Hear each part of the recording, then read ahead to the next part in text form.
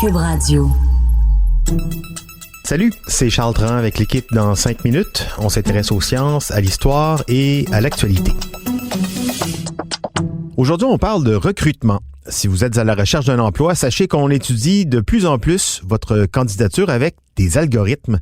C'est pour ça que dans les lettres de présentation pour appliquer sur des postes offerts dans des grands groupes, des institutions, vaut mieux reprendre les mêmes termes utilisés que dans l'annonce de poste. Comme ça, le petit robot simple va les associer. Pour filtrer 50 candidatures dans un océan de lettres, on peut comprendre qu'on fasse appel à des logiciels comme ça, mais lorsque les entretiens d'embauche sont, eux, filmés et que vos moindres pincements de lèvres, clignements des yeux ou grattages de nez sont analysés, là aussi par des robots, on peut se poser 2-3 questions. Quel avantage pour un employeur de faire confiance à des algorithmes pour trouver le candidat idéal, le candidat humain pour remplir des fonctions humaines dans son entreprise? Est-ce que dans ressources humaines, le mot humain est aujourd'hui en trop? On dirait presque avoir l'engouement, la forte croissance d'applications comme HireVue qui permet d'automatiser sa recherche de candidats pour combler des postes. On a déjà dépassé les 1 million d'entretiens réalisés, filmés, analysés par cette firme, de plus en plus sollicitée par de gros employeurs qui semblent préférer embaucher des clones plutôt que de célébrer la diversité ou la singularité. On va dire ça comme ça. HireVue has a platform that simplifies the job interviewing process. The most common use of that is what we call an on-demand interview, where you create... Ça marche fort, notamment au Royaume-Uni, tellement que le quotidien Daily Telegraph a mené sa petite enquête. Bon, comment ça marche? HireVue se spécialise dans des entrevues pour fin de recrutement, des entretiens qui sont faits à distance, donc avec un ordinateur et sa caméra. Les candidats sont invités à envoyer une vidéo filmée à la première personne dans laquelle ils doivent se présenter et répondre à une série de questions. Donc nous avons mis en place un système d'entretien automatisé. Automatisé parce qu'en fait, nous ne sommes pas derrière la caméra en train de vous poser les questions. Vous allez recevoir une invitation. Les algorithmes passent ces vidéos au peigne fin et analysent 350 variables différentes. Langage, tonalité, mimique, expression faciale. 350 caractéristiques dont 80 à 90% relèveraient du langage.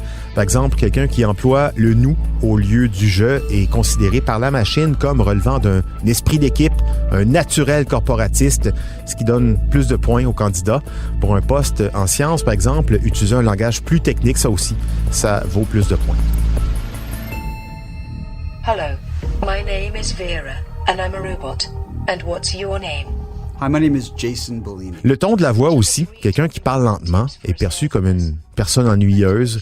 Donc, pour une entreprise qui cherche des représentants commerciaux qui doivent intéresser d'éventuels clients, le tri se fait assez automatiquement, mettons. Inversement, quelqu'un qui parle trop vite, on le comprend pas non plus. HireVue prétend dans ses services faire preuve d'empathie. Pour chaque entretien de 15 minutes, 25 000 données sont récoltées, triées, analysées. 25,000 different features and complex relationships between those.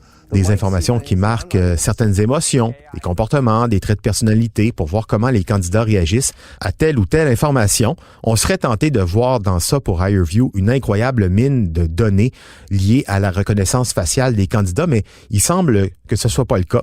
Mais c'est pas nécessairement plus rassurant. Au lieu d'identifier des traits physiques de candidats, l'algorithme amasse des données et des traits psychologiques. Des expressions faciales, des rides, des soulèvements de sourcils, des clignements des yeux, des micro-interactions qui en disent beaucoup plus sur une personne qui sont conservées dans leur base de données. Donc, si on n'est pas sélectionné pour un poste dans une entreprise, il y a peu de chances qu'on le soit si on applique une deuxième fois. Qui fait affaire avec HireVue? Pour le moment, de grands groupes, Unilever, Manpower, HBO, Vodafone, Hilton, des banques aussi. Les AI Recruitment Systems, c'est comme ça qu'on les appelle en anglais, mais aussi en Asie. Au Japon, c'est fréquent. En Corée du Sud aussi, des centaines d'entreprises utilisent Midas IT pour sélectionner ses candidats.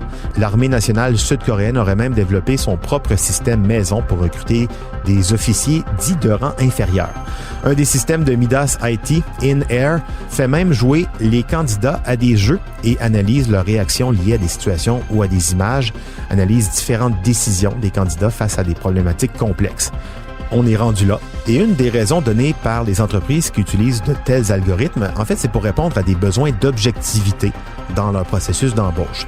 Argument facile, contestable aussi, puisqu'on le sait maintenant, les algorithmes reproduisent beaucoup plus souvent qu'autrement les biais des humains qui les créent. Mais encore plus inquiétant, sans doute, le formatage que tout ça implique. Quand les prérequis pour un emploi sont définis avec autant de précision, le risque, c'est d'écarter les profils plus atypiques, plus inattendus et potentiellement les plus intéressants, les plus enrichissants pour une entreprise. Les meilleurs dans une entreprise, on le sait, ce sont ceux qui think outside the box, comme ils disent. C'est pas perceptible, ça, pour un algorithme. Pas encore, en tout cas. En Corée du Sud, au Japon, où la différence, par contre, est très peu valorisée par rapport au conformisme d'une personne, on peut comprendre. C'est plate pour eux, mais bon, si ça les arrange. Le problème, c'est que ces systèmes, des plus rudimentaires jusqu'aux plus poussés, des machines qui choisissent des humains, c'est très tendance, pas juste en Asie. D'après le Wall Street Journal, 500 des plus grandes entreprises américaines fonctionnent déjà avec ce type de logiciel. Tant pis donc pour les électrons libres, vous devrez rester chez vous. C'était en 5 minutes.